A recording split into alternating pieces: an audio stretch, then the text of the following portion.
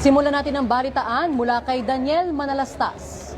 Tungkol sa pagkakahalal kay Senator Cheese Escudero bilang presiding officer ng Senate Impeachment Court. Daniel, bukod sa pamimili ng presiding officer, nabanggit din ba ang tungkol sa conviction threshold at ang BIR box sa hinggil sa pagbubukas nito?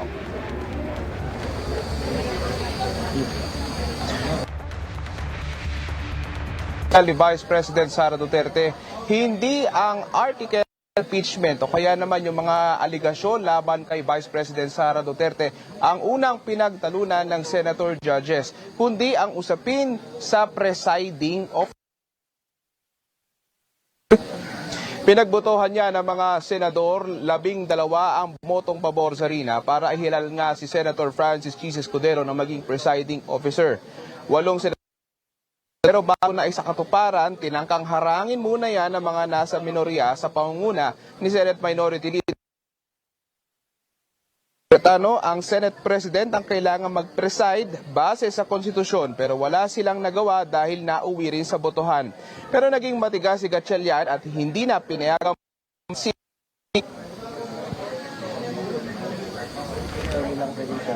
Pursuant to Rule 2 of the Rules of Procedures on Impeachment Trials as amended, I move to elect Senator Judge Francis Joseph Guevara Escudero as the presiding officer.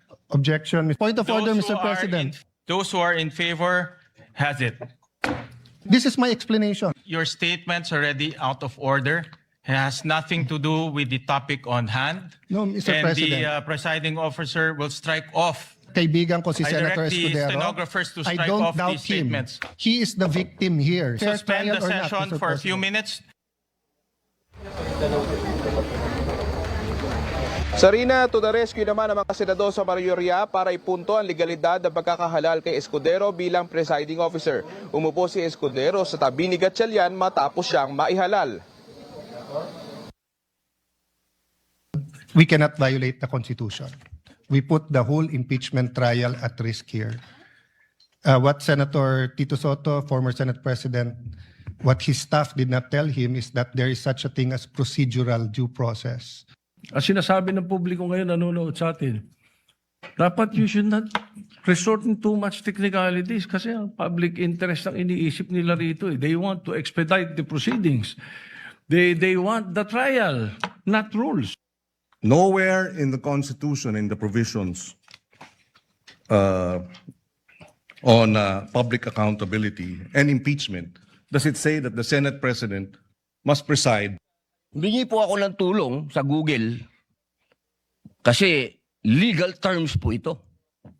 Hindi naman po ako nagtapos sa UP, hindi rin po ako nagtapos sa Ateneo, nagtapos po ako ng criminology at UP rin sa University of Prison.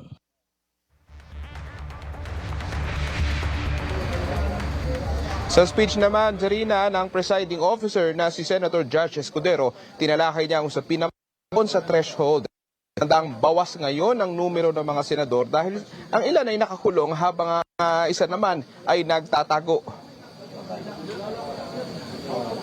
On the first issue, the Constitution provides that no person shall be convicted without the concurrence of 2/3 of all the members of the Senate. With 24 members of the Senate, a literal interpretation of this means that conviction requires the affirmative vote of at least 16 senator judges.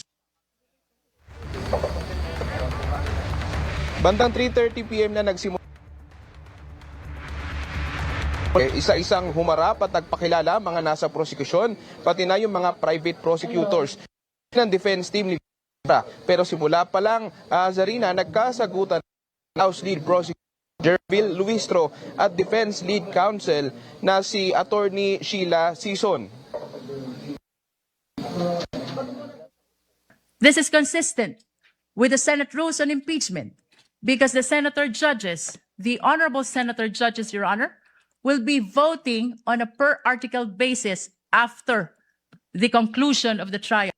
May I just clarify if the lead prosecutor is now making a motion to arraign? Your Honor, whether this is arraignment or otherwise, The motion of the prosecution is very much consistent with the Senate rules on impeachment. I think the question, Your Honor, is very simple. Lead Let this prosecutor not be a debate between the requesting councils. for the respondent accused to Counsel be for arraigned, Your Honor. respondent, kindly make your comments and avoid asking questions from the council. Sa pagsisimula rin ng impeachment trial, nagbigay ng kanilang opening statement ng prosecution, pati na rin yung defense team ni VP Sara. Sigaw ng prosecution, accountability. Naman sa ang ilang aligasyong pinupukol sa bise. May saysay pa ba ang pananagutan sa ating bansa? Sapagkat ang kasong ito ay higit at lampas sa sino mang opisyal. Sarina, hindi nga dumalo si Vice President Sara Duterte sa unang araw impeachment trial. At regarding naman doon sa mainit din na usapin, yung tungkol doon sa na BIR box, nag-rule nga ito si Senator Chis Escudero. Revenue, ito nga BIR box na ito na sinasabi naman ng tax records ng Vice Presidente. Zarina. Maraming salamat, Daniel Manalastas.